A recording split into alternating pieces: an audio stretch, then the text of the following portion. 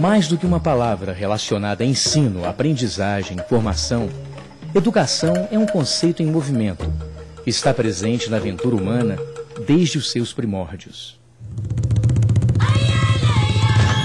Caçar, pescar, cozinhar eram aprendizados comuns aos mais antigos grupos sociais. À medida em que as sociedades vão se tornando mais complexas, o conhecimento vai ficando cada vez mais especializado, tornando-se também um instrumento de poder. Civilizações antigas na Ásia e no Oriente Médio dividiam estes conhecimentos apenas entre as castas sacerdotais, como forma de manutenção do poder. Entre os egípcios, por exemplo, educação era privilégio de uma elite que pairava sobre uma massa de escravos que fazia do conhecimento, entre outras coisas, uma forma de dominação social. É na Grécia que o conceito de educação ganha contornos mais democráticos, ainda que restrito a determinados grupos sociais. Filósofos como Sócrates e Platão passam a incentivar o pensamento crítico em oposição à transmissão unilateral do saber. Esta época de florescimento cultural iria continuar com o Império Romano até o seu declínio no início da Idade Média, quando, novamente, o conhecimento passaria a ser compartilhado apenas por poucos privilegiados, desta vez vinculados à Igreja Católica. Durante séculos, o ensino ficaria restrito a pequenas escolas e mosteiros, e só começaria a sair das trevas no início do século XII, com o surgimento das primeiras universidades. É nelas que o pensamento clássico grego é retomado, e o racionalismo volta a se contrapor a uma educação elitista, preparando o terreno para o Renascimento. A invenção da imprensa e a reforma protestante tornam a difusão do conhecimento mais democrática, alfabetizando cada vez mais um número maior de pessoas. As instituições de ensino superior se multiplicam nos países europeus e começam a aparecer também nas colônias do Novo Mundo. No caso do Brasil, nós tivemos uma experiência um pouco mais diferente. Durante mais de 300 anos, o Brasil foi uma colônia de Portugal e na condição de colônia jamais pôde contar com aquilo que nós chamaríamos de um sistema educacional.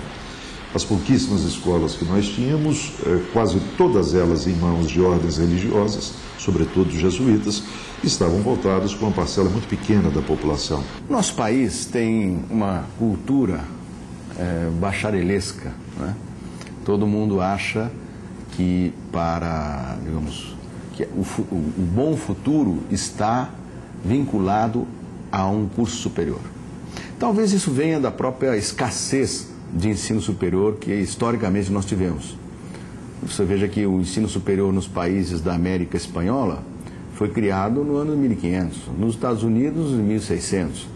Nós fomos ter o primeiro curso superior com a vinda de Dom João VI. Medicina na Bahia, Direito no Recife e Direito em São Paulo. Era coisa muito restrita realmente. O Brasil não é um país republicano, é um país imperial.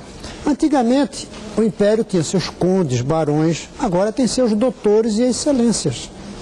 Uma grande parte que faz a universidade é para ter um título. Até a palavra é a mesma, título. Tinha título de conde, agora tem título de doutor.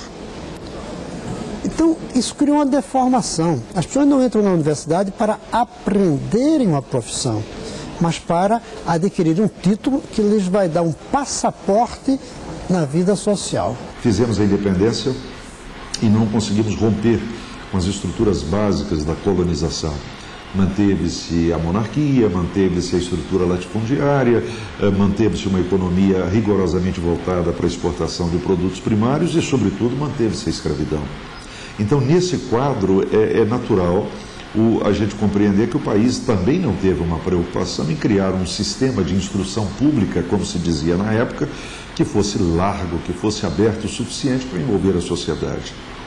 Desgraçadamente, fizemos uma república antirrepublicana. Até por volta de 1930, a República Brasileira é elitista, é oligárquica, portanto, não há uma preocupação em fazer com que esse sistema educacional efetivamente funcionasse.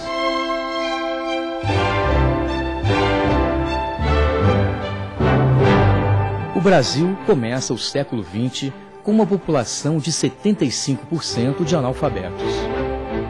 Na República dos Bacharéis, qualquer médico ou advogado é doutor.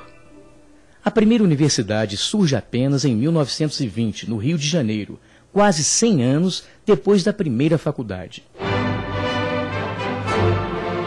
O golpe de 1930 leva Getúlio Vargas ao poder, num mundo abalado pela depressão econômica da crise de 29 e num Brasil que vivia o fim das oligarquias do café e a expectativa de uma modernização econômica.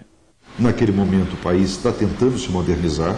Eu não tenho dúvida de lembrar que, a despeito de todos os problemas políticos, de um regime crescentemente centralizador e autoritário e verdadeiramente ditatorial como o Estado Novo, naquele momento o país começa a se modernizar, quer seja sob o ponto de vista econômico, ele começa a ter uma indústria de base, como também no campo da educação. Eu destacaria aí dois momentos. Nos anos 30, o surgimento de um movimento que envolve, sobretudo, intelectuais, pessoas comprometidas com a educação, que se chama Escola Nova. Uma tentativa não apenas de difundir um sistema educacional, uma educação pública de qualidade para um número crescente de pessoas, como também a preocupação de fazer com que essa educação falasse a linguagem do mundo contemporâneo. E durante a ditadura de Vargas, muitos dos princípios e muitas das ideias desse movimento da Escola Nova vão ser incorporados pelo ministro Gustavo Capanema, que ficou muito tempo à frente do Ministério da Educação e que teve um papel absolutamente fundamental para que um sistema educacional se implantasse no Brasil. O Anísio Teixeira foi o nosso grande pioneiro na criação de um sistema público de educação em todo o país, né? Pela expansão inicial grande do sistema público de educação, especialmente a partir dos anos 30. E também